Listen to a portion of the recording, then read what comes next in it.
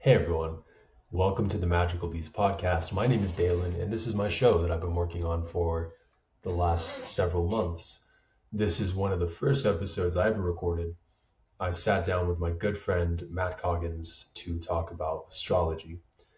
Matt has done a bunch of cool stuff in his life. He, in the last decade or so, has worked in app development and cybersecurity, and now in trust management. He also teaches jujitsu at Odyssey BJJ, and he has done over 1,000 astrology readings. And astrology is a topic that has come up several times in our unrecorded conversations, and I just wanted to document some of what he had to say about it. I personally had a casual interest and understanding of astrology when I was younger, and I knew my sun sign or whatever, and would occasionally look at daily horoscopes. But I felt like it was, as many people do, like it was so broadly applicable, the things I was reading about astrology, that it just seemed fake. What I've come to appreciate is that it's a much more nuanced and deeper subject than I thought it was. And Matt clarifies some really important things. He says that it is a language of energy, and that the Hermetic principles are what makes astrology work. We spend a lot of time diving deeper into what he means by that. We also weave the topic together with things like healing modalities that I've been using, history, mythology, languages, and even jujitsu. It's a really engaging conversation, and I walked away from it feeling like there's a lot more in astrology to be explored. I hope you enjoy listening to this as much as I enjoyed recording it. And for those of you who are watching, this was an audio only podcast, so I threw some images together to give you nice things to look at. Some of those images at the beginning of the episode, Matt requested that they be in there, so they are helpful. But after that, it's just a bunch of stuff that I made with AI, so they're pretty to look at, but don't take them too seriously. Thank you so much for being here. As you know, like, subscribe, do all the things if you enjoy this. And I really look forward to sharing this conversation and the other dozen or so episodes I've recorded with everyone. Thanks. Cool. We're recording. Hey, Matt. Hola. How are you? Good. How are you? Good. Thanks for being on my podcast, man. Yeah, I'm happy to be here. Awesome. So we're going to talk about astrology today. And I just want to give people a little bit of context about why we're talking about astrology. So, as you know, part of why this podcast came about is that I've been on kind of a healing journey recently, dealing with a chronic illness. And the way I've been going about dealing with that, following the Gupta program to bring more health into my body, one of the consequences of that has been addressing a lot of trauma, some of it that I didn't even know was there, and sort of renegotiating, and in some cases dissolving a lot of the subconscious patterns that had been driving my life. And I think astrology potentially adds another dimension of how to think about these things in terms of the energetics that are involved in like the chronic condition, but also in just living a life as a human on Earth. So we'll back up a little bit, and maybe you could just say what astrology is to you, and maybe you can speak about the tradition within your own family, within your own lineage, the deep astrological tradition that's there, that is why you know so much about the subject. So I think astrology, it's to some level, like a lot of people have some interaction with it, especially through horoscopes or through pop culture. Maybe they've downloaded the CoStar app, and it gets shared around a lot as a healing modality. And a lot of times it ends up becoming a self-fulfilling prophecy for a lot of people. But for me personally, astrology has always been, to some extent, but especially as I've gotten older, a language of energy. Energy just being something that we experience in our daily lives that makes up the physical things that we deal with, that contextualizes the non-physical parts of our experience. And it gives us a frame of reference to put language to the energies and the dynamic experiences that we face in life in general. So my family is Muskoke, but I personally had just learned astrology from my mother. A lot of Muskoke culture is not it's not like a written culture. Like even the language, the Muskoke language, wasn't written down until the late 1800s, I want to say, and it's not necessarily reflective of the culture when it comes to the invented alphabet and the way that it's kind of shared now. So when it comes to actually like learning astrology, it started with my mother with numerology and a lot of what people would now term as Eastern mysticism, and learning it from a little bit more of her perspective, which in part was cultural, but was also from what she learned growing up, dealing with people who were within these psychic fields or these wellness fields that may be considered a little bit more alternative. So, that was a part of me that was always there. But I was always told not to talk about it, to keep it close to the chest. And, in the regular world, in the regular Western world of America that I live in, most people, a lot of these things would be seen as weird, especially prior to a lot of the experiences people have been through up until now. I think right now is just a time period where people are a little bit more open and interested in some of the things that are hidden, some of the things that are unseen, trying to understand their lives and trying to tap into their own individuality and spirituality. So once I was a little bit older, then I got the chance to relearn astrology from a less biased perspective, one that didn't necessarily take how I had learned these energies were to be perceived. And I started to really study it and do lots and lots, like thousands upon thousands of readings for people and talk to them about their experiences so that I could have a better context to my own life. Yeah. Beautiful. So obviously we're going pretty deep right off the bat, but I want to just go back to something you said right as you started talking about the way that people might experience astrology and culture. And I think about like the daily readings that used to show up in newspapers and now on a lot of websites that are out there. And I remember like a decade ago when I was in high school, I, for a little while, was looking at something called cafe astrology and did a reading on there and would look at these daily things. And you said that it can become a self-fulfilling prophecy. And I remember really enjoying it. I don't remember why exactly, but enjoying it for a while. But then I started to feel like, oh, this is a little bit too granular and maybe isn't actually helping me in my day-to-day life. So what exactly do you, what's different between the way you think about astrology, you think about it in terms of energy? What's different from that, like just reading daily horoscopes on the internet, and the way that you engage with astrology now? Well, to give respect to the daily horoscopes, when that first was like a big thing, it was, I think, probably in late 1950s, 1960s, where they were putting horoscopes in the newspaper.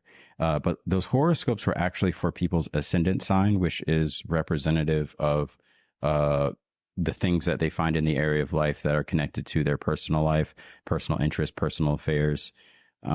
So in that context, horoscopes may be a little bit more accurate, but it's really just a translation, and I'll kind of go back into what I mean by that. But because we are not really versed in astrology, just in a societal sense. Most people don't even know what their ascendant sign is. Most people only know what their sun sign is. So pop culture has basically put us in a situation where we still have these horoscopes, but most people only know their sun sign. And they may feel like, okay, well, this is just the Barnum effect, where I'm looking at something and this is generally applicable to everybody. So of course, this is true for me. Not knowing that, we don't necessarily know our whole chart unless you know your whole chart, and you may have those energies. And what this person is doing when they're giving a horoscope is giving their translation of their perception of these energies to you. So when I say self-fulfilling prophecy, I definitely believe language is a big part of the program. Whether it's written language or spoken language, it's very important, and it kind of creates the field in which we play, or the field in which we live our lives, and kind of the things that we create. So for me, it's there's this concept that I kind of hold in my mind, that the mind has the infinite potential for self-deception. So for when I'm engaging with these energies, I always have to think that I have a personal bias when it comes to anything that I'm interacting with. So where is the most neutral point that I can find this?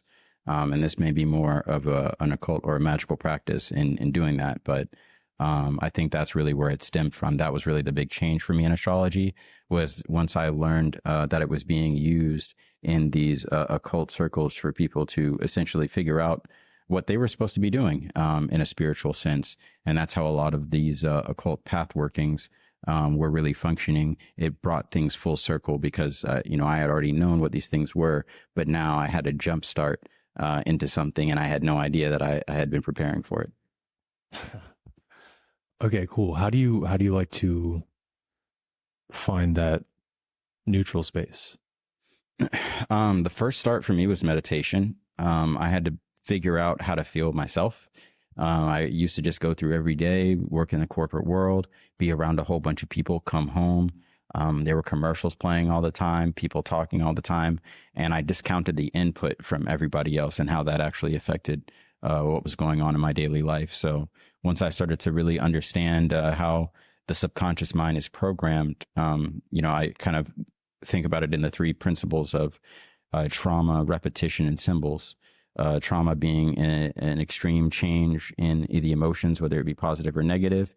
Repetition just being the repetition of any sort of energy pattern, and symbols being energy patterns being linked to other energy patterns.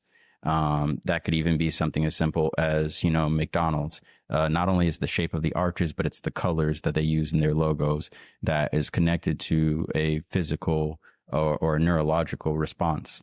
So, there's a spiritual approach to it. There's a scientific approach to it. But at the end of the day, it's more so just about the experience, and I guess in a sense, putting words to the experience to better operate and work with it. Yeah. So I don't even know if that answered the question.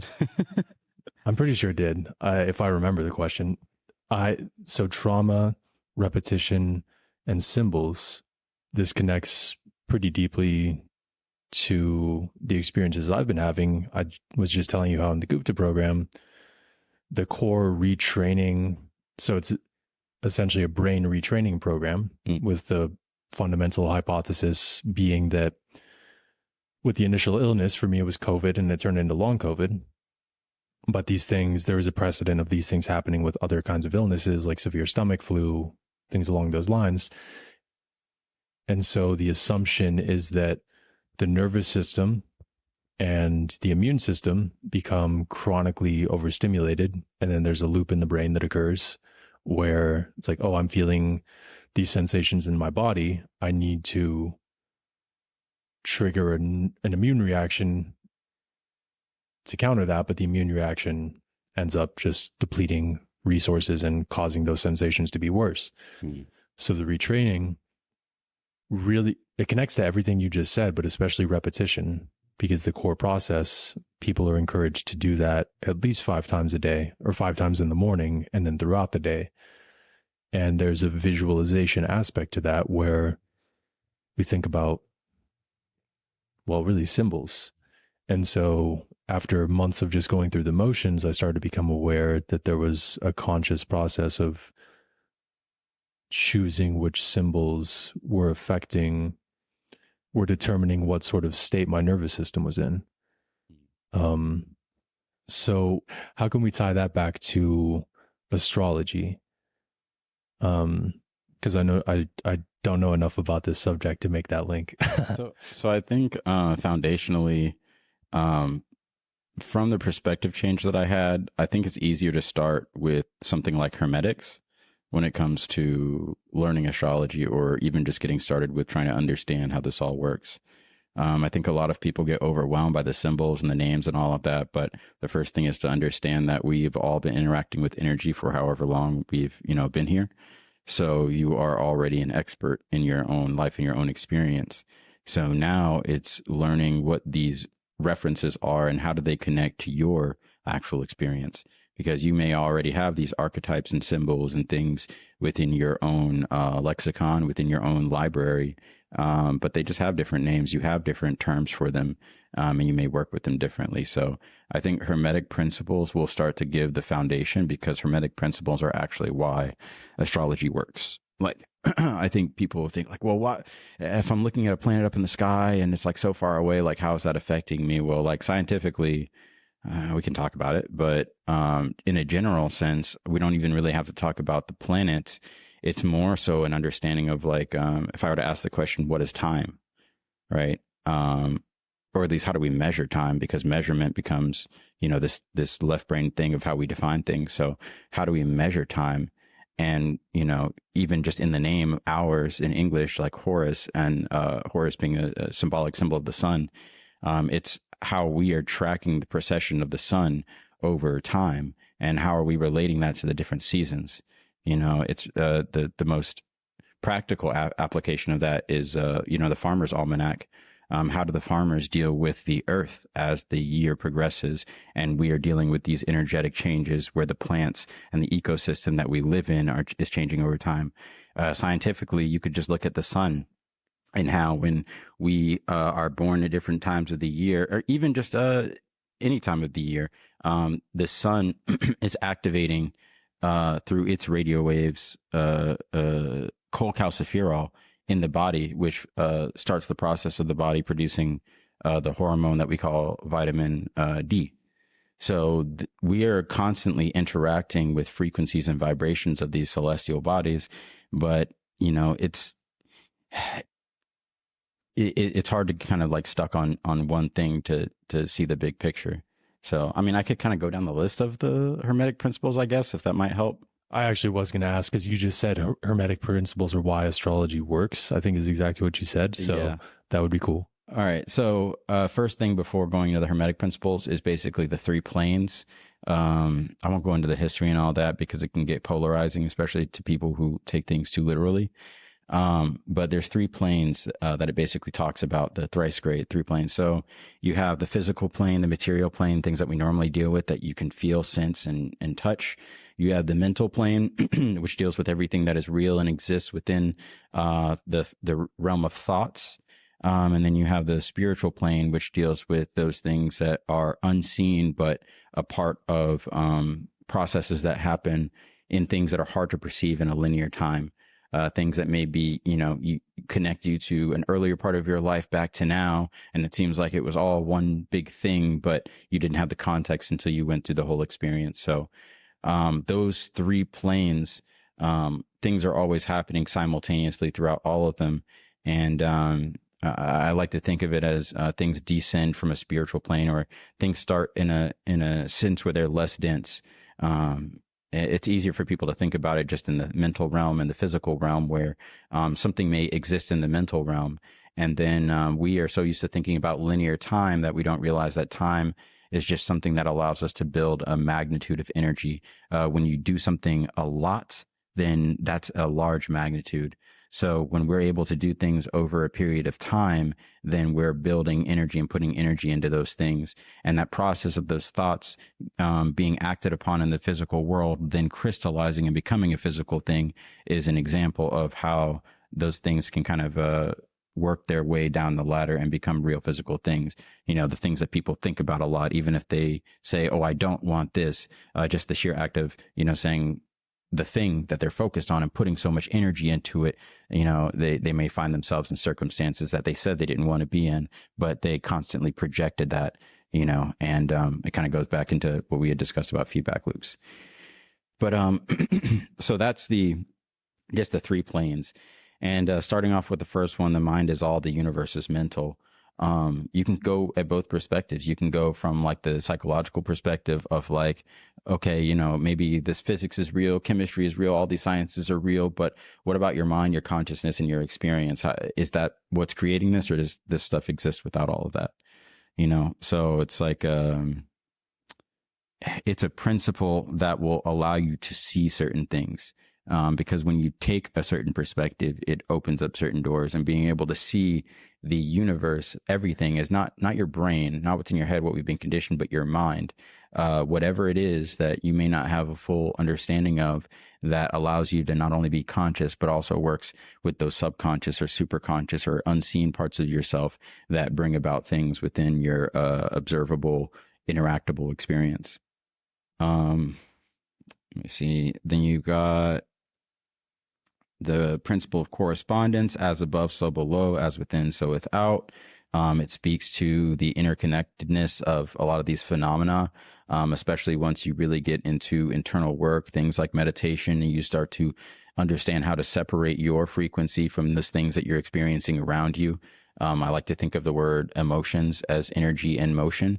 So those frequencies that are moving through us, and how do we deal with them? How do we surf these waves that are constantly moving? Those are representative of like, things that are happening internally. And we see these happening through phases of time. And we also measure our phases of time through these cycles that these planets take. So we can take reference between these static things where we know the patterns that they're taking and the time intervals that they move in, and the kind of experiences that we have when certain things are in certain positions. And we can take historical records of that over a long period of time, because just kind of speaking back to the Muskogee people, who are actually a part of, you know, people talk about the Mississippian culture, but they are descendants of the Mayans. So those ancient Mayan calendars and a lot of these things that maybe weren't written in a phonetic language like we see, but have been passed down through oral traditions and kept within art.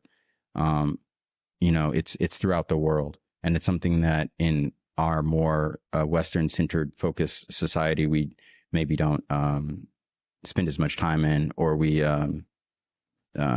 kind of pass it off as not important. Then principle of vibration: nothing rests, everything moves, everything vibrates. I mean, we see that in physics, like the atoms within everything are constantly moving. Everything is a part of some sort of frequency. There are theories on it. You can go to whatever narrative you want to go to, but it is what it is. The principle of polarity: everything is dual, everything has poles, everything has its pair of opposites, everything is and is not. And this is one that messes people up a lot. This is the reason that. Wait. Okay, sorry. Say it one more time. That was a lot. The last I've never heard this one. Yeah, just the last principle you read. Okay, so I read it, but I'm reading something, but I'm saying more than I'm reading. Okay. The part that I read was: everything is dual, everything has poles, everything has its pair of opposites. And then I just went further, because my understanding of it is everything is and is not, meaning that there's a neutral point. That's kind of what I was talking about in the meditation, is where you bring yourself to, because then the only thing there is you. None of your polarizations, none of what you think you are, none of what you've attached to, no direction left or right.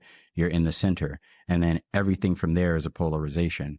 So if I go all the way to the left, okay, all the things on the left are true, but they are also not true, right? If I go all the way to the right, everything is true, but everything is not true, because what they really are different polarities of one thing, which is the neutral position. So both sides go to kind of fulfill whatever it is that's actually going on. And this principle is seen throughout astrology in your in just the opposite pairings of things. People don't even know about their earth sign, but like, for example, your earth sign would be 180 degrees from your sun sign. Earth sign representing the things that you need in order to nurture yourself here on earth. So if you have a particular sun sign, you just look to the opposite sign. You say a Libra sun. So that would be a Aries earth. So Aries deals with things like, you know, independence, individuality, kind of blazing your own path, being courageous in that, bringing forth things from, inspirational planes, from spiritual planes. So places that may not exist here in physical reality. People don't really understand what it is. But bringing that to the forefront. And that's just my translation. Right. And I can kind of get into why I go through those translations, but over time, I started to realize people kind of just wanted the translation. They didn't want the why. But I also, if you get into speaking any other languages, you start to realize languages can't be translated.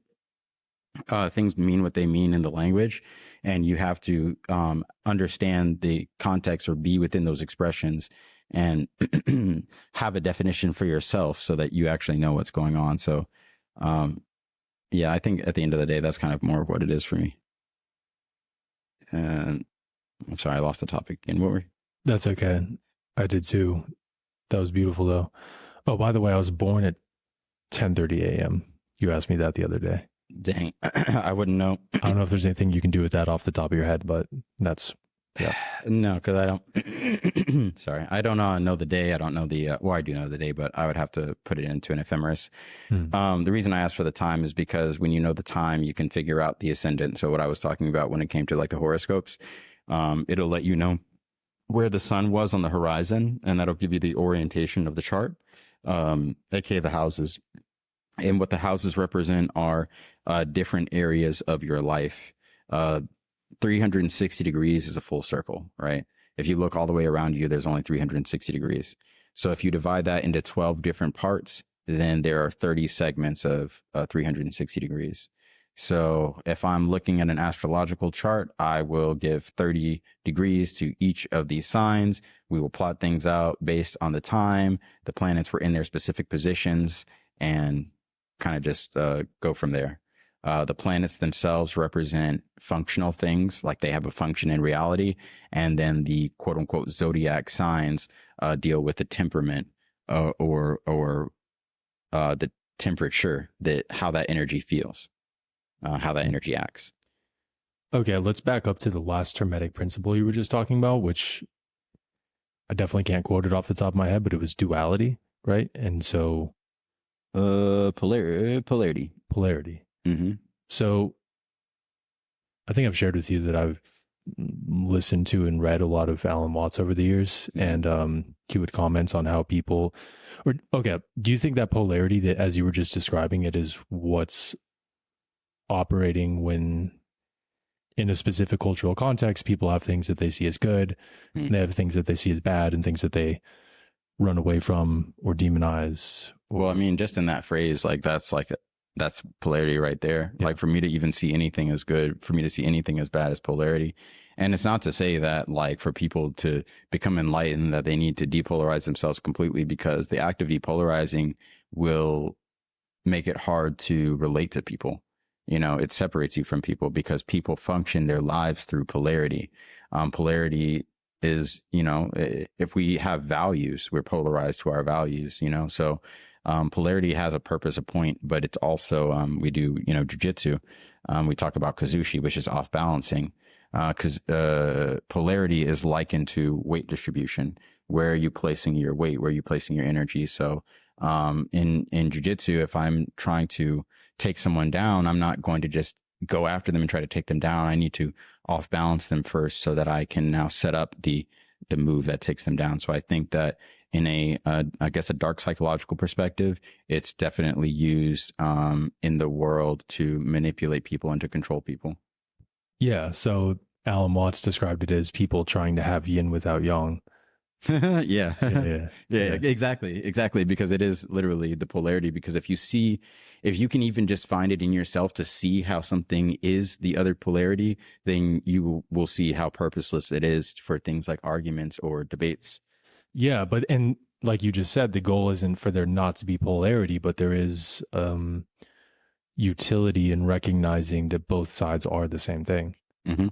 Mm-hmm. Especially when it comes to astrology. If you start to learn astrology, you'll find answers in your questions by understanding polarities, just by looking at one energy and understanding, well, the weaknesses of this energy, how do I fulfill that? Well, that's in the opposite energy.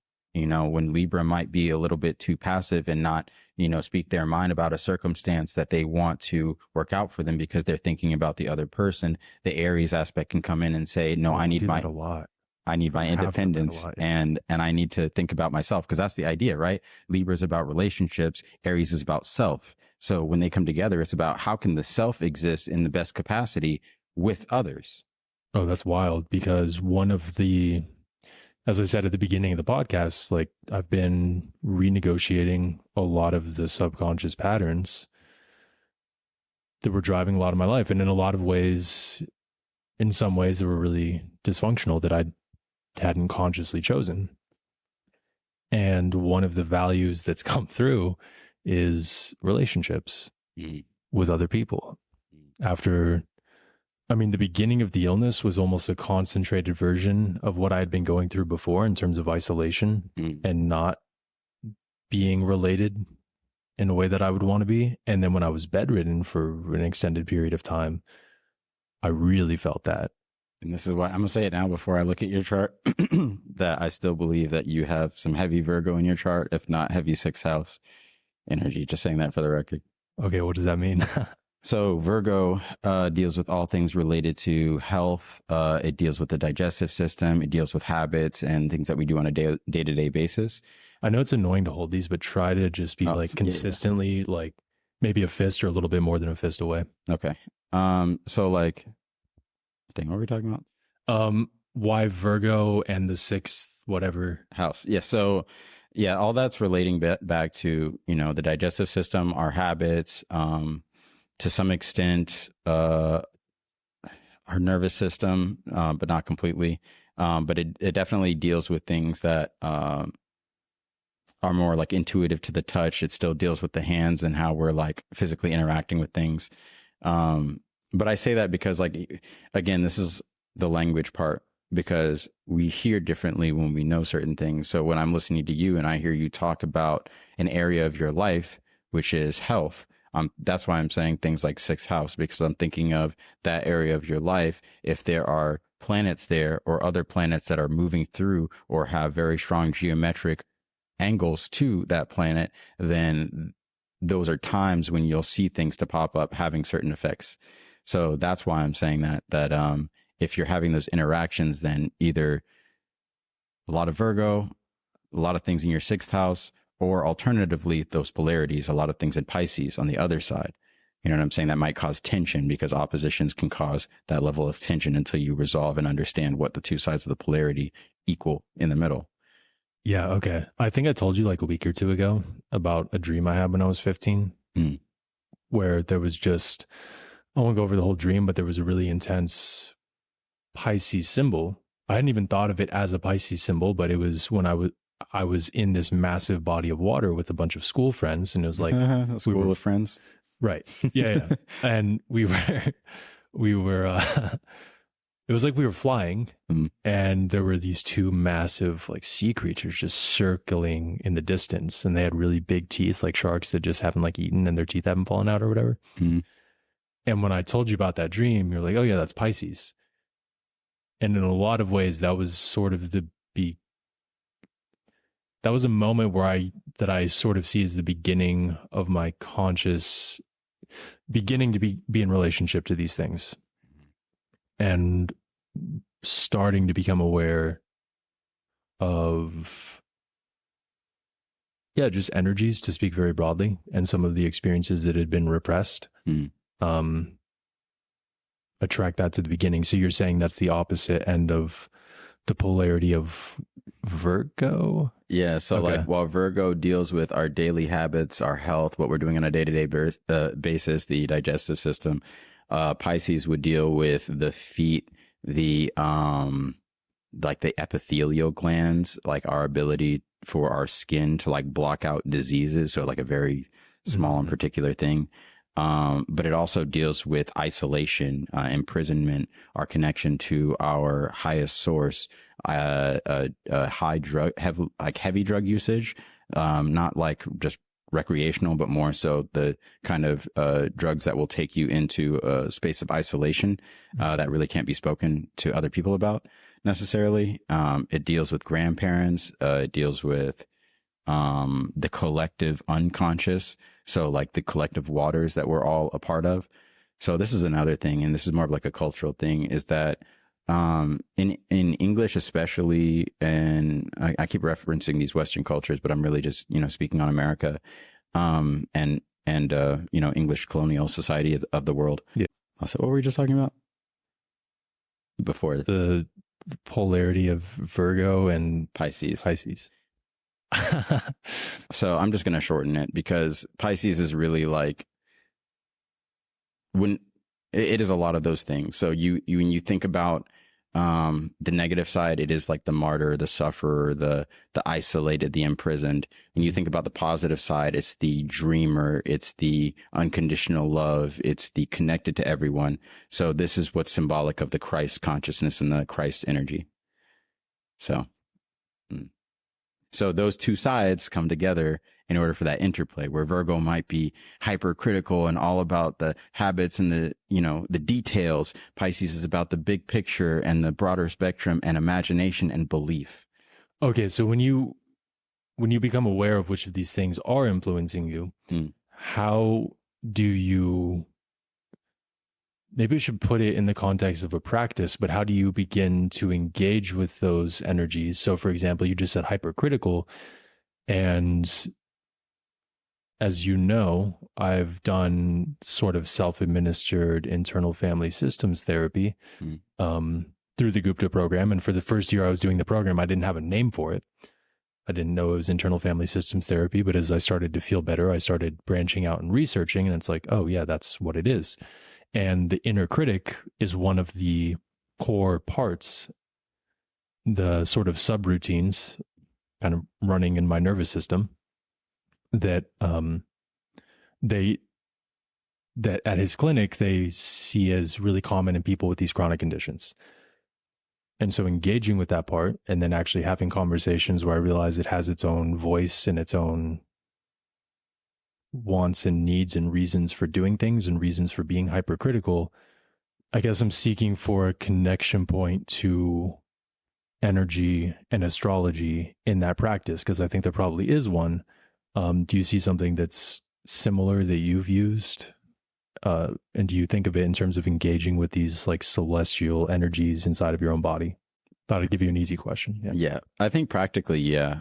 Because it's all like, I talk about this with my partner, but I think a lot of it is, everything is programs. And that's why I mentioned language, because the language that we use defines the world that we see and that we perceive and that we live in.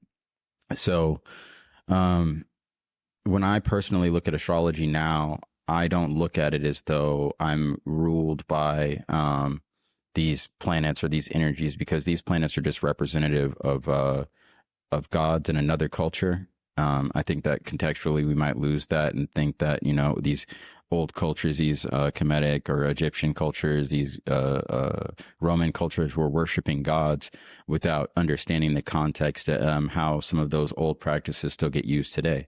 You might say Zeus might still just be Jupiter. Jupiter's a planet. Jupiter's a god. Jupiter's a representation of 5 million things that aren't described just with a word, because a word is just a vibration that is supposed to represent energy, but also is a symbol that we place energy on over time. So a word can mean a lot of things. One example I like to use is like the word cold. Cold could reference a temperature, something being cold. But in a modern sense, if I say Michael Jordan is cold, at least an American would know that I'm not saying that Michael Jordan needs to warm up or that his temperature is cold. They would know that I'm talking about his abilities when it comes to how he plays the game of basketball. So, and that's based on how energy has been placed into a vibration that is no different than the vibration that was representative of temperature.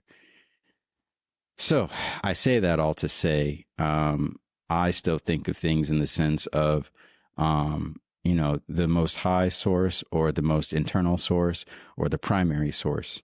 That whatever it is that you come from, I always think about that and put that first.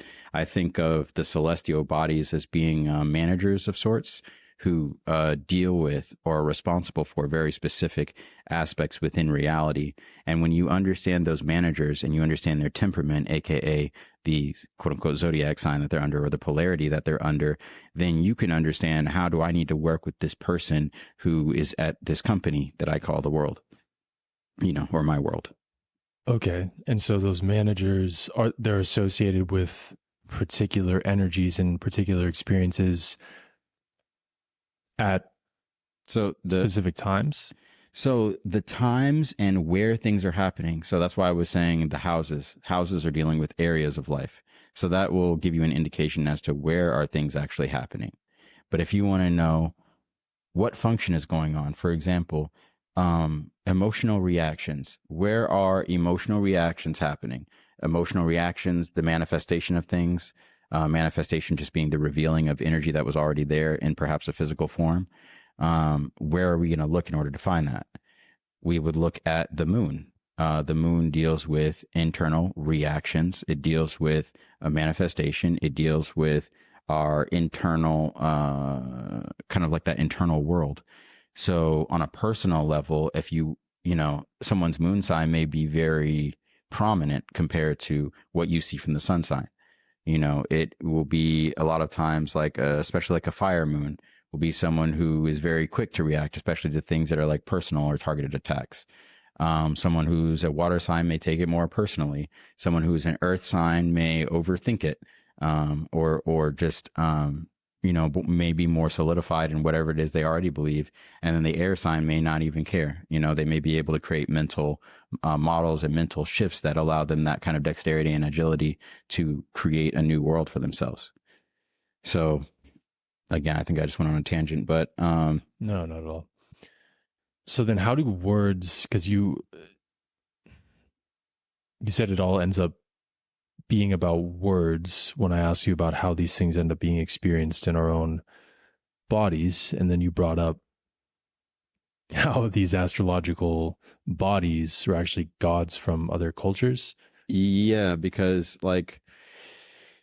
so we can call them gods in other cultures, but what they're really talking about are principles of reality, and they explain them through supernatural means, because these supernatural things are speaking to things that are, again, supernatural, above what is natural. You have the things that we see and we deal with and that we can observe and maybe measure, and then we have those things that are not visible. What was the point where we were able to measure the radio waves before we knew that they were there? Before we knew that we're constantly engaging with frequencies of all sorts. So I think that language is. I'm more so speaking for like the Americans out there, or those people out there who are like. When we're trying to learn astrology and you didn't just start with astrology, it's very easy for us to think that one word means one thing. And that is not how historically words have been. Yeah. So this was kind of the question that I'm finding really fucking hard to formulate, but the energies that someone's experiencing affects the way that they end up experiencing a word or a collection of words, and possibly even the collection of words that they experience. Mm-hmm. And that goes back into the polarity, because within polarity programs, again, the reason I mentioned the programs are designed. So for example, if I say the word conspiracy theory, that is a trigger for a lot of people. I'm triggered. It's a trigger for a lot of people who. We need to take 15. Hold on. No. It's a trigger because, for people who have gone deeper, it's like, well, these are more than theories. These have been proven. These have been, on some things. For some people, it's just a way for them to,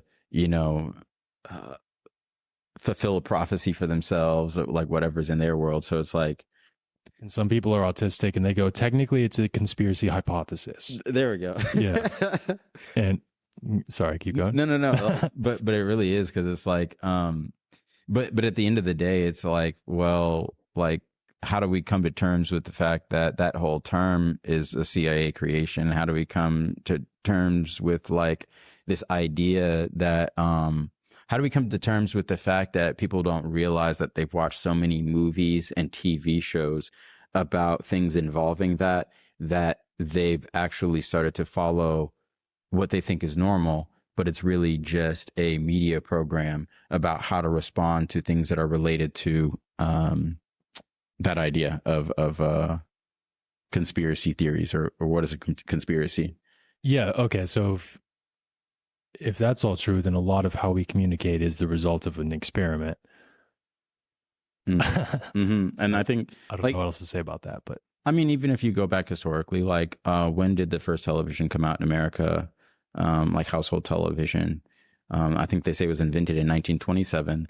1927 was the same year as the Solvay conference, where they had all of the big quantum physicists, Niels Bohr, Madame Curie, Einstein, all in one room talking about quantum physics.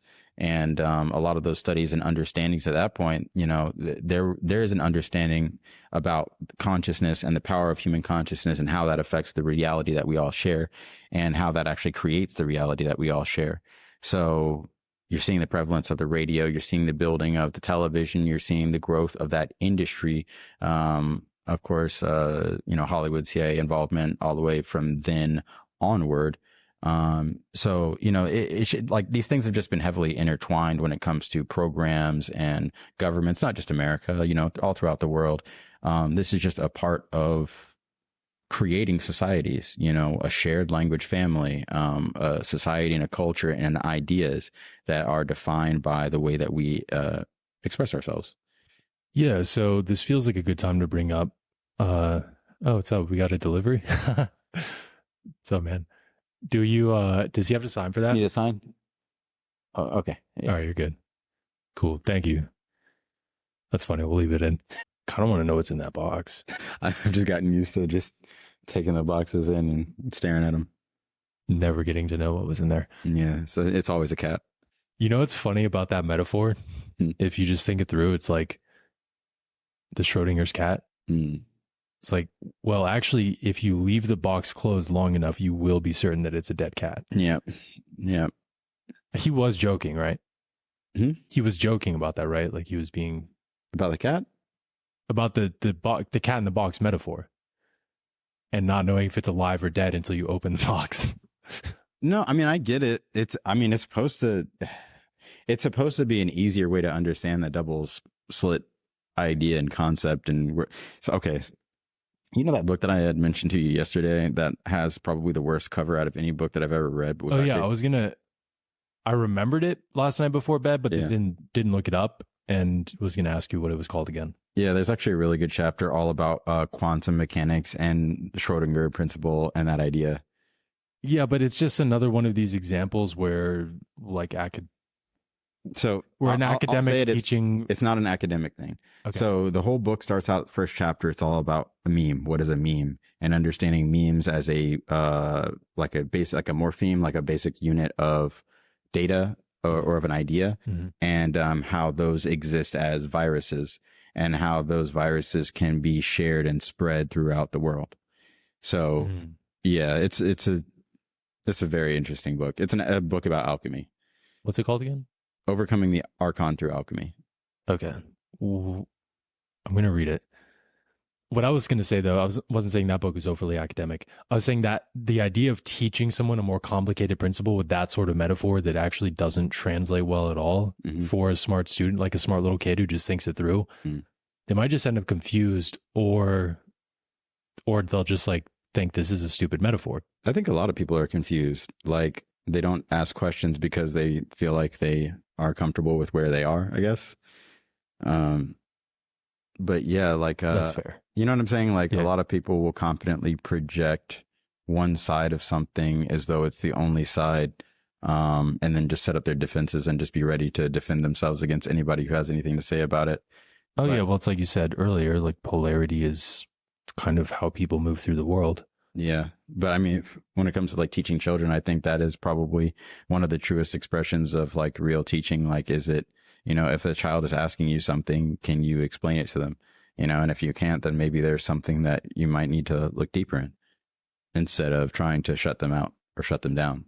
Like, Yeah, I've or seen trying so to scare much. them with dead cats. You know? Yeah. You know, Wait, or even just scare them with the threat of them not being intelligent, because that's one that I think a lot of kids internalize but don't really speak on it. It just becomes something when they're adults, like they didn't want to seem stupid, so they didn't do something that would have actually helped them or informed them or, you know, helped them to progress. Not a good learning environment.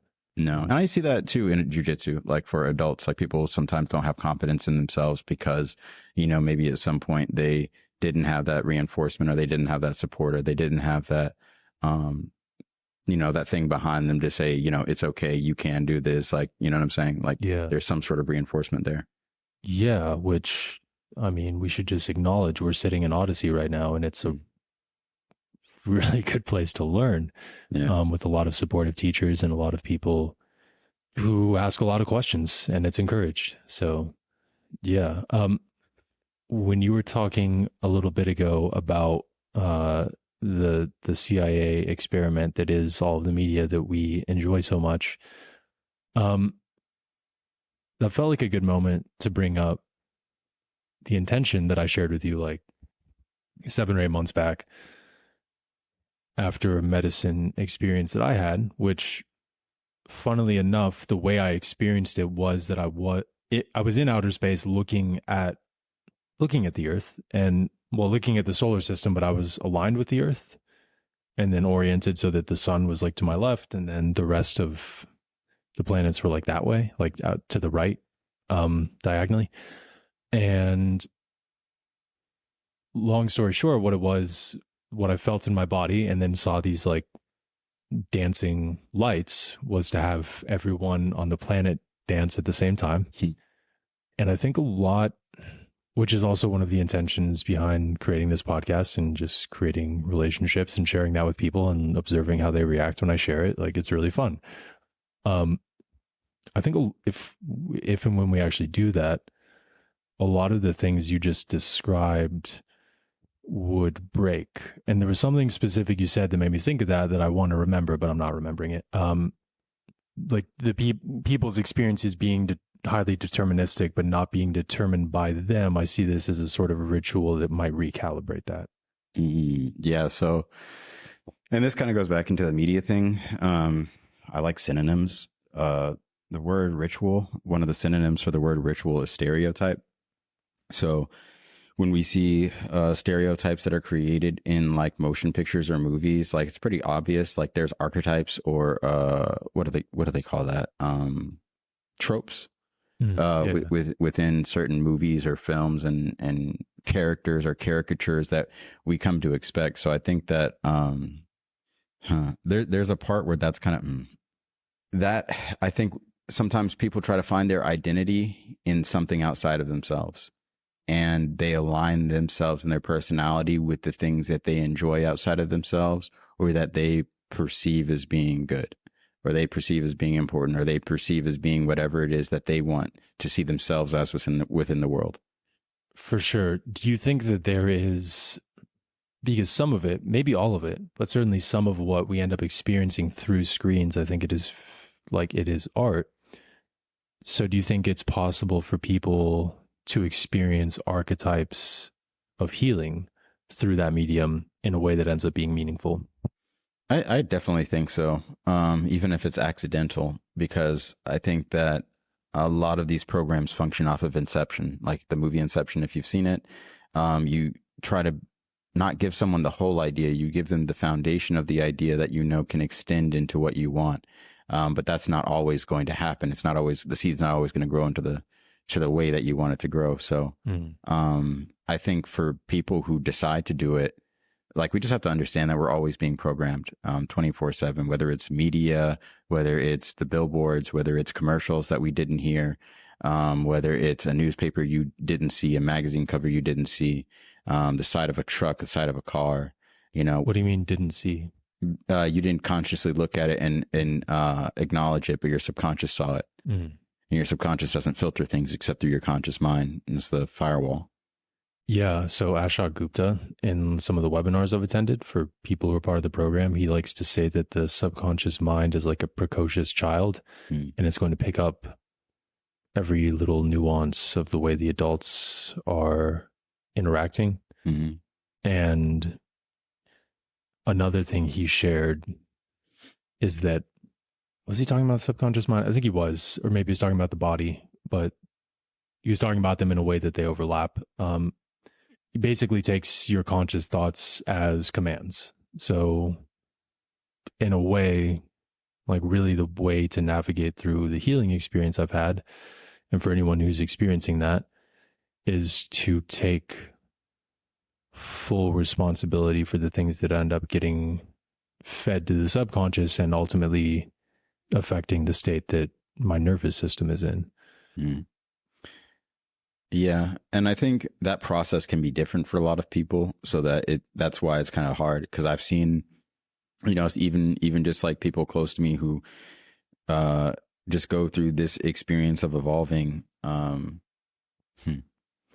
don't know. It's, I kind of lost my train of thought there, but, yeah. No, it's all good. What is a Saturn return? Saturn return, about 28, 30 years, Saturn, actually, approximately every 28 years, Saturn is making a full 360-degree cycle from where it started to where it ends. It started on your birthday at a specific degree, and then by the time you turn about 28 years old, it should be back in that sign, at least. What's interesting is that the moon is on a 28 day cycle. So there's kind of a mirror there where every 28 days you're having the moon go through a full phase change where it's going from no moon, full moon to no moon. And then over that 28 years, you're having Saturn making a full cycle. What's also interesting is that NASA has picked up signals from the moon, where it is projecting frequencies that are coming from Saturn. So the moon is actually physically acting as a satellite from frequencies from Saturn. Say all that to say, if I'm talking metaphysically, the moon deals with manifestation, aka making things appear that were already there, but now you can see the physical form. Just the same way that you see the moon phases happening, where the moon is empty, there's nothing there, seeds can be planted. We go throughout it, the moon grows and grows and grows and is full. And once it's full, we usually have those lunatic moments, full moon moments. We have the full culmination of the energy that was planted at the beginning as a seed. And then Saturn represents form, physical form, things actually taking structure and solidifying, crystallization. So that was the introduction. So the Saturn return itself is basically Saturn coming back to its original position after you going through all 12 of the signs. And now there comes a point where you now get to become an adult. So you get to face the challenges of Saturn. What I mean by that is Saturn is kind of like a gift giver. It's like the archetype of Pan, the archetype of the cornucopia, the physical gifts of the world, but also the gate. And also the devil. So it's like, being in front of the gates and having to pass the test in order to get to the other side. And the temperament of those gates, the flavor of those gates, the energy through which that's coming will be whatever sign that's in. So, for example, right now, for anybody who's going through their Saturn return, it'll be Saturn in Pisces. So these are going to be tests that will test your humanity. And when I say humanity, I mean things from those mental and physical planes. So a lot of the emotional stuff, it will test your emotional resolve in order to prove the spiritual principles that you've projected.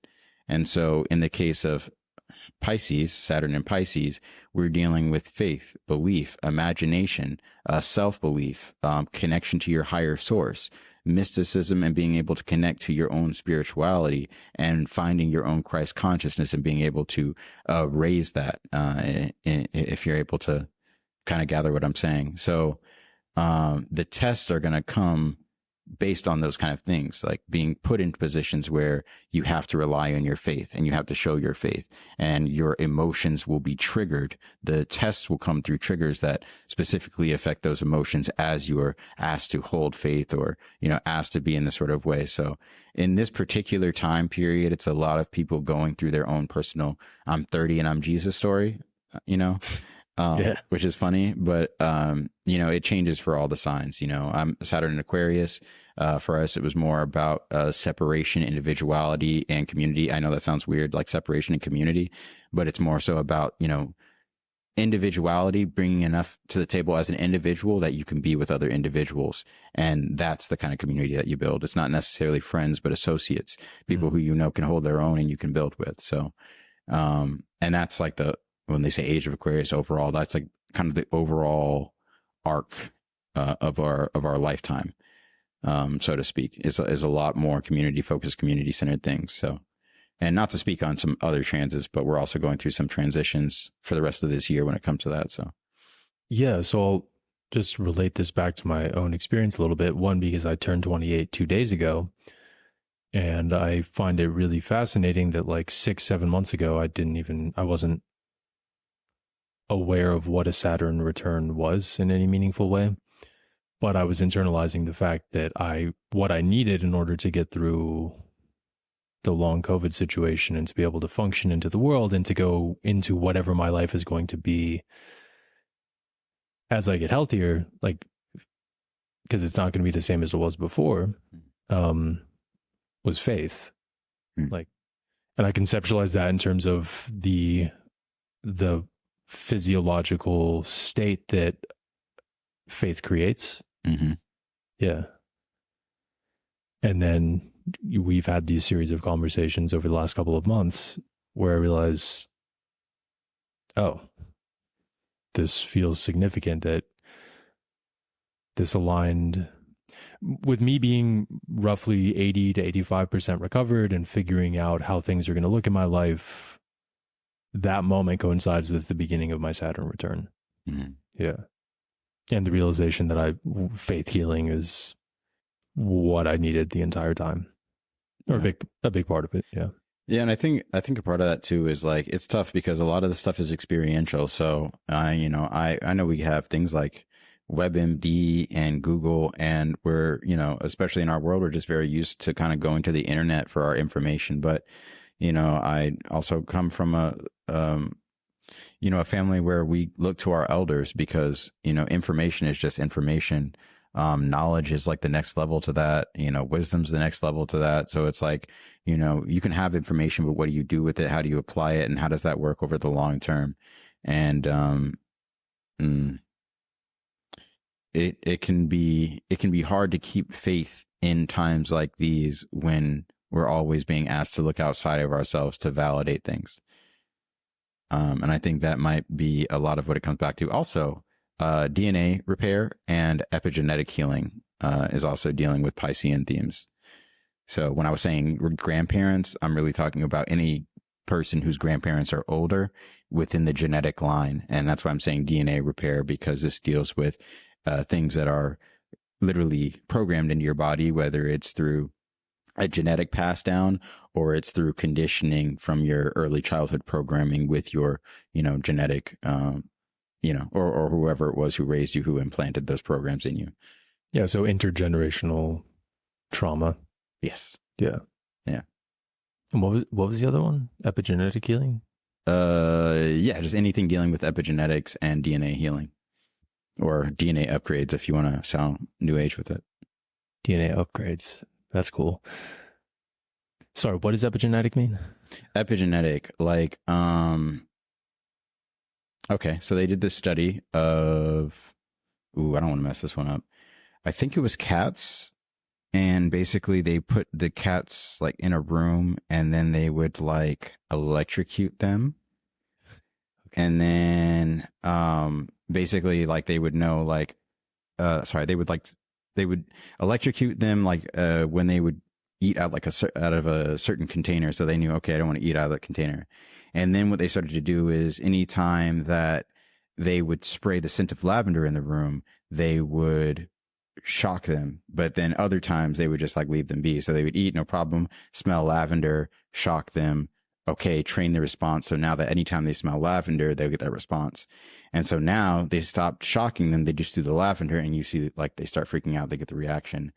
And then those cats breed, they bring in the next generation, and they spray the lavender, and those cats are afraid. And those cats haven't had any exposure to the shocking or anything like that. So the epigenetic is literally the trauma that is stored in the DNA that is passed down. That is very, very real. And, you know, people can acknowledge it or not acknowledge it, but, you know, you can find it in your own experience when you are really honest with yourself. You look at your parents or even the people who raised you, and you will see the patterns that exist in them, that exist in you, that, you know, may be a part of your story or your saga. Yeah. Okay. So going back to the full moon and its connection to Saturn, and the moon's connection to manifestation over 28-day cycles. Based on how you described that, it sounds like when the moon is not there is a really good time for some sort of practices to take place. Is that something you engage in? At one point in time, I was a little bit more, you know, aligned with a more left-brained approach of like taking, okay, this is where things are. And then, you know, I will place and plant my own intentions and alignment based on that. Mm-hmm. But I think that gives a little bit too much power to my ego, personally, from my own practice and my own experience. So I'm much more into just living my life. And when I'm really in sync with myself, everything already syncs up. I don't have to look at charts. I don't have to do all of these complicated analysis. I can just do what I do, recognize everything. And then when I'm like, is this going on? I could just peek at the chart and I'm like, oh, okay, I know what's going on. Or if it'll be something very quick, like, of course, my girlfriend and my mom both, you know, understand astrology very fluently. So I might just get a random text message from my mom, like the moon is in this phase, right? Like the other day when we were together, had those long conversations, and some of them were a little bit mystical. And I was just like, oh, this is very like, interesting. And then mom texts me, hey, you know, moon's in Pisces today, and I have a great day. So it's small stuff like that, you know, to where it's like, I know it's always there, but a big part of my journey after really getting deep in astrology was to go to the opposite polarization and just say, fuck astrology. Yeah, that sounds healthy.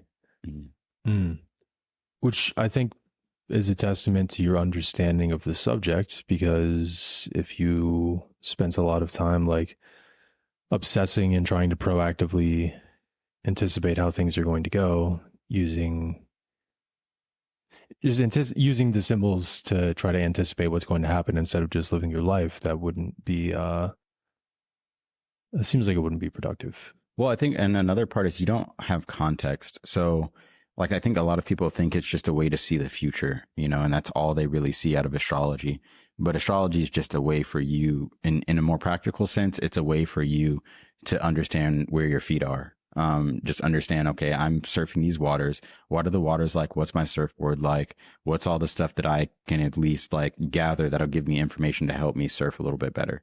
But sometimes you're just so comfortable with surfing, you just get out there and you know how to surf, you know? And I think, for people who are trying to go through their healing process and they're looking to work through modalities, that it can be effective in that, if you really take it as that and you can find that space where you can be unbiased.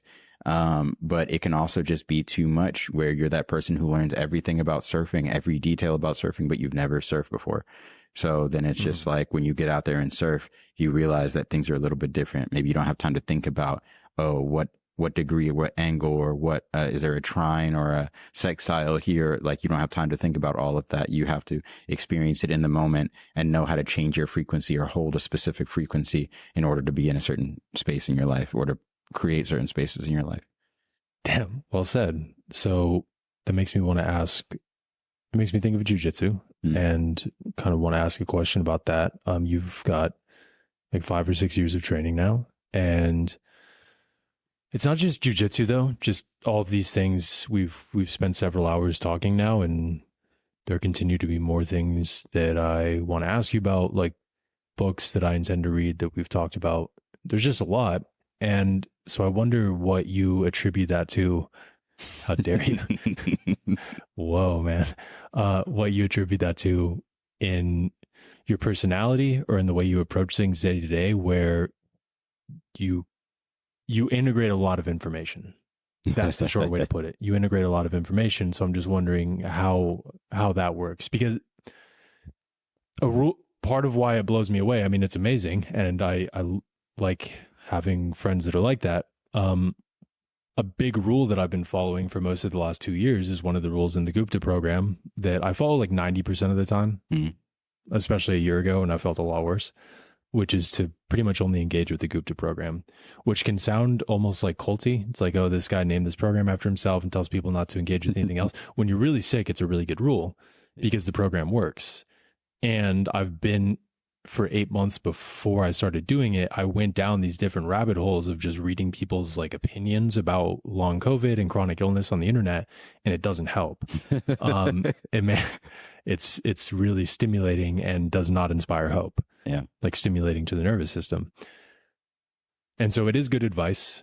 I do want to slowly move towards being a little bit more studious about some of these things, but yeah, just how do you like integrate so much information and turn it into knowledge? Well, then I'm glad that you said that, because then that means that I did what I was supposed to do, which is the practical application of the astrology. Like, to give some alignments, I have Venus dealing with what you value and appreciate, but it's also kind of your internal womb space. So it's the space through which you're creating things. Mars. You say womb space? Womb space. Okay. Yeah. Man or woman. It's an internal womb space, a space from which we create things. So it does deal with what we value and appreciate. Mars being, more of like how we project into the world. So like, for example, when people are looking at their Mars sign, they may come off in social interactions more from their Mars and their Mercury than they would from their sun sign. Because the sun sign is probably just going to come off in their general sense of being, and when they're not putting any energy behind it. But when you start seeing people putting effort behind things and energy behind things, the Mars aspect starts to show up. So for example, I have Mars in Virgo. So I'm very detail oriented. I'm very like what's practical, I'm very engineering, like constantly improving. So that's kind of what I bring into jiu-jitsu in that sense. I have Venus in Gemini, which deals with information. So, and I also have South Node, which kind of deals with like a past life or early life, or just like a very natural connection to certain things. So I say that all to say, I have a natural affinity for facts and information and data, but I have a spiritual inclination away from those things. So I know that if I focus on my spiritual inclination, which is truth seeking, travel, like distance travel, and not just physically, but also within ideas, and being able to go places that I haven't gone before, then that will bring me information naturally, to the point where I'm like, where did that come from? How did I get all that? How do I know this and that? Like, a lot of things are just saved within the repository because I engage with them in a specific kind of way. And I know that my energy field will just hold it. So I know that this is how I operate with my energy. I know that if I relied too much on the information, then I would have been stuck on information, and I wouldn't have gotten to a point where I was able to pick up the other side of it. I'm very comfortable with spending hours reading about things that are totally contrary to things that I know or understand, just so that I can have a frame of reference for something else. Damn. Okay. So yeah, because if you're just on the information, like if you're just in that aspect of your personality, I guess would be the word, you would just sort of be arbitrarily taking in information, but you're saying that by actually living according to your spiritual principles, the information that needs to emerge in order for you to be able to do that, it will. I don't ask what it means. I ask what it does. And I think that that's the most direct way for me to put it. I don't give a fuck about what it means. Like, it can mean a lot of things. And I think that when we try to attribute meaning to things, then all we're really doing is recreating something that we know, and I don't know what I don't know. Shit. Yeah. That's a really powerful distinction. What does that distinction do? What is that called? It's the Dunning-Kruger effect. When we don't know much about something, we think we know a lot about it. When we start to learn more, we realize how much we don't know. Yeah. And the more that we start to really, you know, understand, I don't know what I don't know. Maybe I should just engage or listen, even if I feel like I know. You know, I might run into something, then find something out that I didn't realize. Do you have moments where you remind yourself of that principle? Yeah, I think after having a lot of practice, especially in high stress environments, I'm pretty good at depolarizing. It's kind of tough on a personal level, but fortunately I have people in my personal life who know what I'm doing. But yeah, that's not behind something, then that's kind of me.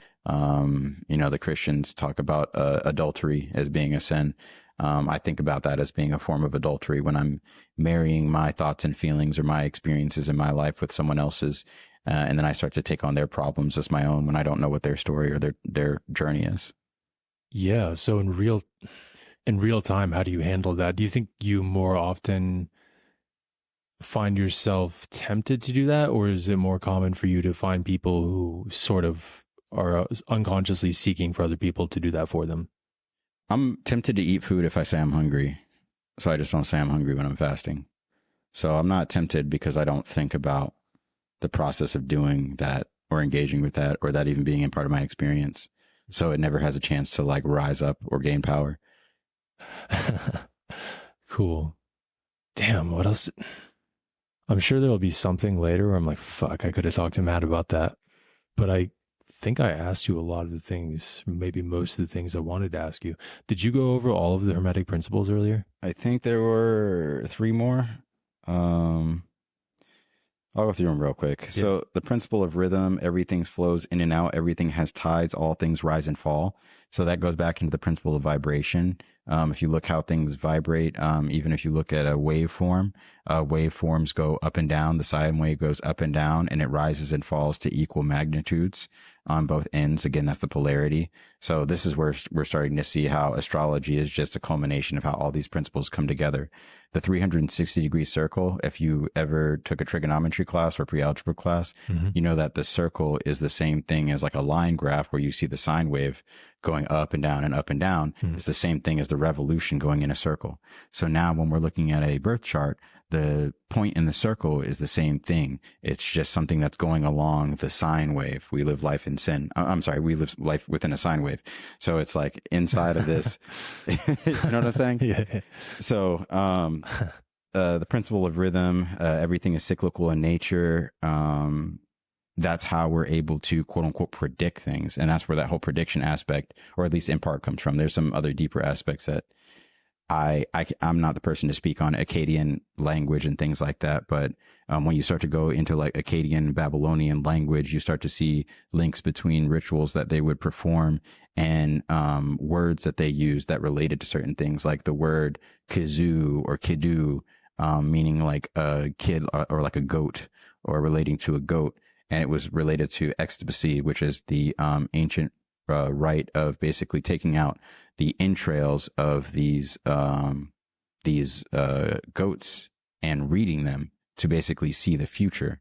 And so some of the words related to it were like words that related to things like Baphomet or Muhammad or Baphomet, Pan, all of those things. And these are all archetypes that fit within this whole Saturn archetype or Capricorn archetype, which in modern astrology sense deals with linear time, right? When they were using it to predict linear time.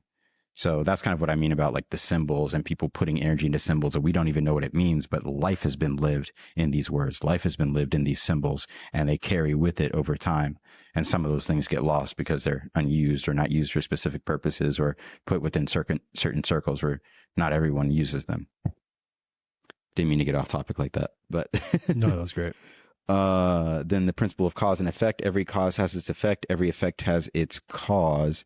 AKA everything has a ripple. If I drop a stone in the water, the ripples will move outwards based on that initial thing that was put in. So every energy that has a direction will have an effect based on that direction, as well as the magnitude, which is, that's the other part I should say. That's like the rhythm, how everything goes just as low as it goes high. The effect will be of equal magnitude as the cause. So that's why I was saying the energy that is put in will create certain things. When we, come to the gym and train day after day, you can put in 8 hours of work in one day.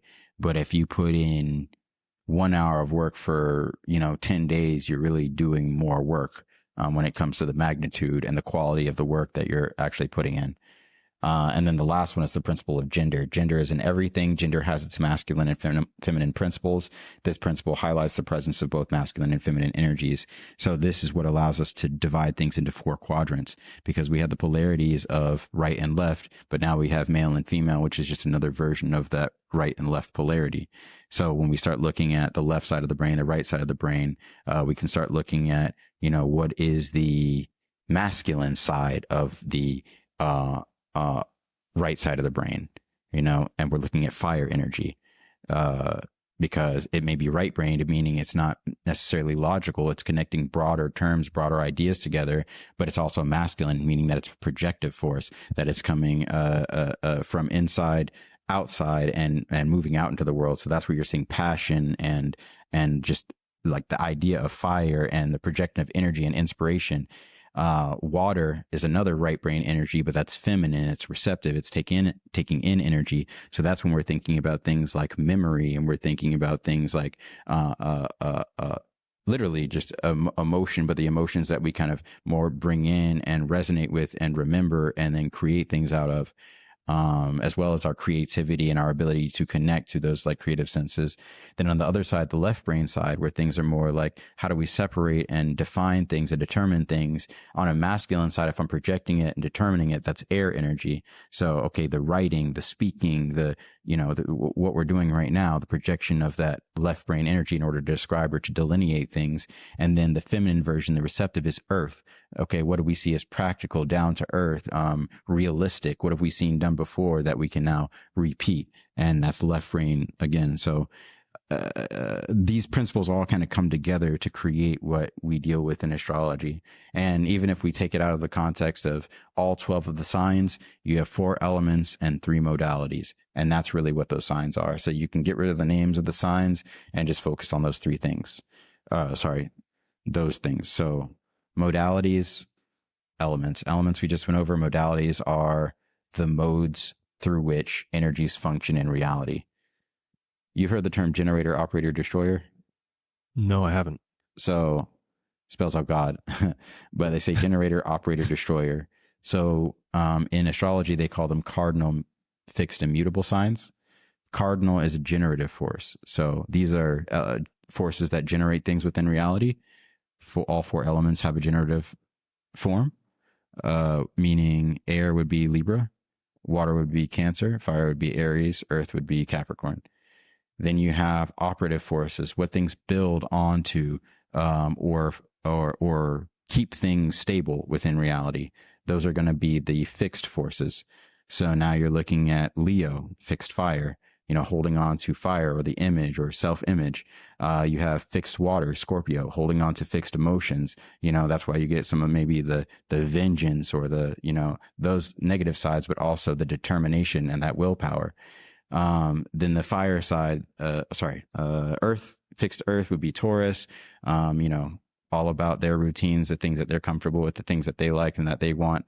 They know quality, they know, all of that. And then, fixed air, which would be Aquarius, fixed on mentalities, mindsets. They may have ideas that come from outer space, but, their ability to build upon those things is what allows them to bring things that are far out ideas and turn them into real things that we can interact with that we've never seen before as innovation. And then lastly, we have destruction, which is the transformative forces or the mutable forces, what allows us to change phase, what's at the end of every season as we go into the next season. And so those are all the mutable forces, being Pisces, Virgo, Gemini, and Sagittarius. So. Damn. Yeah, that was a lot. So no, it was really cool. And then, yeah, you know a lot about this. There's some diagrams. Yeah, so that's what I was gonna ask. Two related questions. One, just like I guess diagrams would be great. But even books for people who are interested in studying this, like myself. So I would say before you get into any of the books that might go and polarize you all the way to whatever, everyone should start with a book called The Rulership book by Rex E. Bills. So that was actually gonna be my next question. Yeah. Because I got that book Okay. after we talked like a few weeks ago, but then I picked it up and when I looked at it, I was like, I have no idea how to fucking use this. Okay. Okay. Great.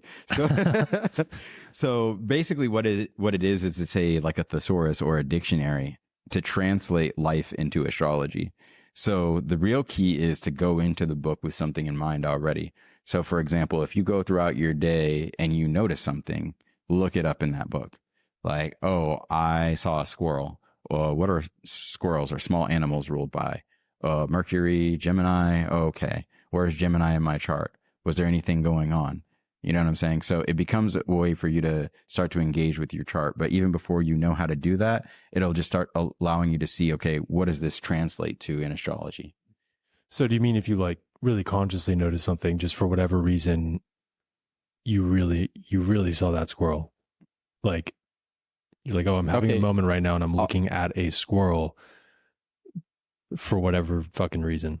I think, okay, so that's more of a me example. A better example would be, all right, we're here today in the gym, right? Gyms are ruled by something. Gyms are related to activity, physical fitness. You know, it could be a Mars thing, you know, especially. So I would look to see, okay, is there any Aries? Is there any Mars activations going on within my chart today that would lend itself to me being in that physical location?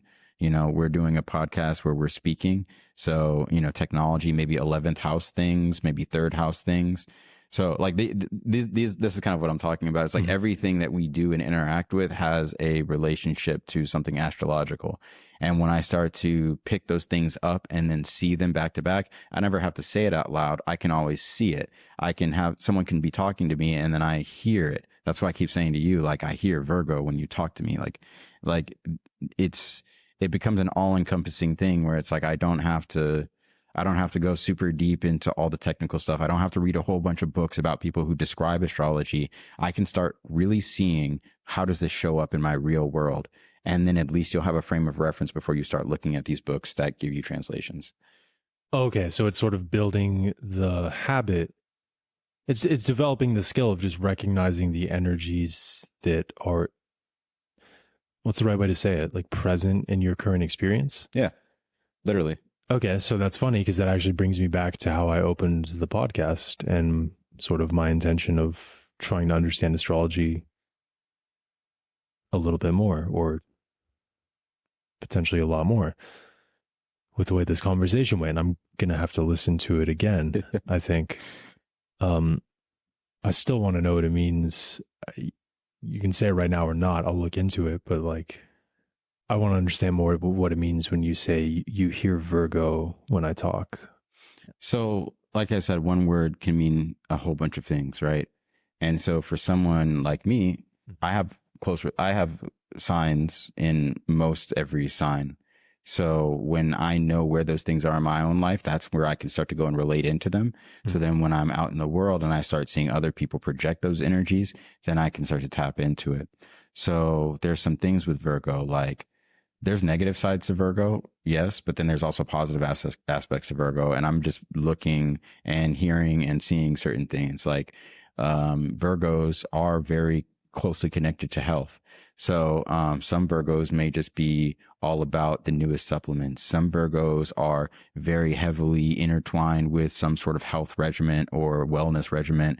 Very picky eaters, very picky about their diet. Even if it's not by their choice, they are born with things that stop them from eating just everything underneath the sun. You have a lot of food allergies. Yeah. So like it's... And then also like your attention to detail and like how you approached, coming into jujitsu and just like development and all of that. I think that may have more to do with like your Mars. But whatever that is probably either sextile or complementary to that kind of Earth Virgo energy. So I could see that being like some sort of water or another Earth energy. So, but again, this is, I went through that whole process. I've been doing this for a long time. And then I've also read thousands upon thousands of charts. Like there was times when per day I was reading like maybe 100 and 120 charts. because I, worked an IT job from home during COVID, and basically all I had to do was stand up meetings. I automated most of my job. And when I would just basically sit in rooms all day and people would come through, and I would just give, for the most part, free readings, because it was really data for me to be able to understand.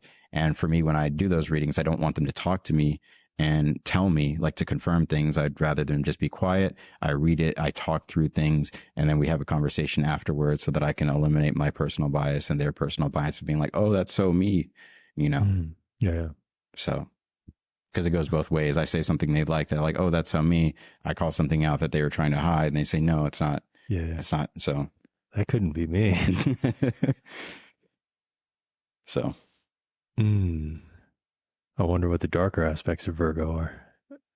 The things that annoy people, like just being hypercritical because they want, it's an energy that deals with service and helping people. So sometimes when it is poorly aspected or doesn't have support, it can end up lending itself to helping other people without helping themselves.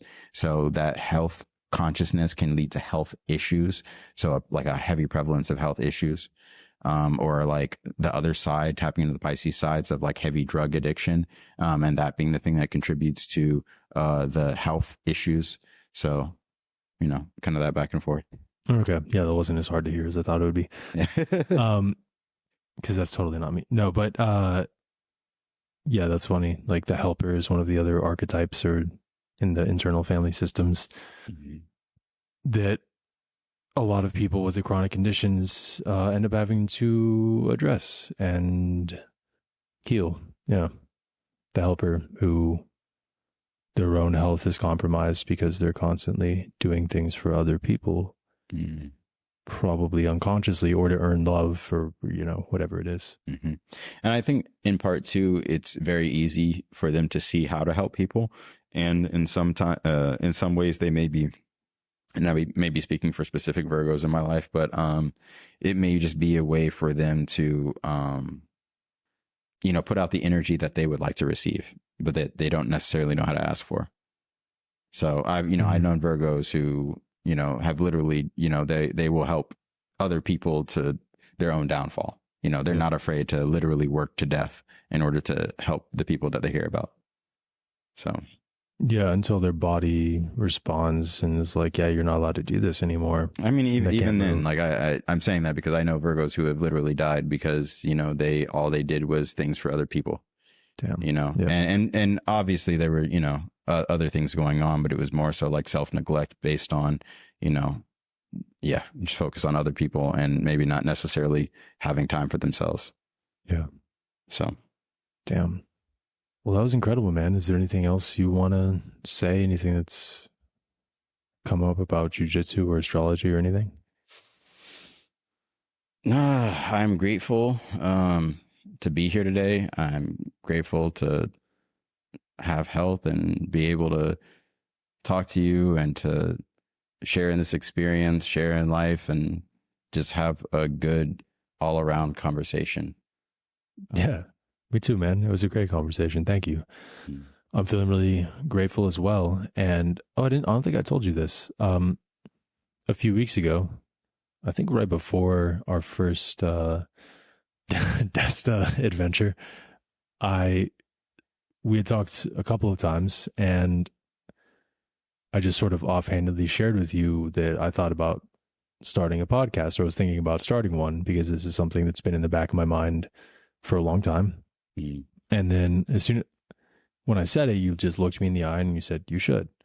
And when you said that, I was like, I shouldn't I? And that was a few weeks ago, and it took about a week for me to digest that moment. And then I decided to do it 100%.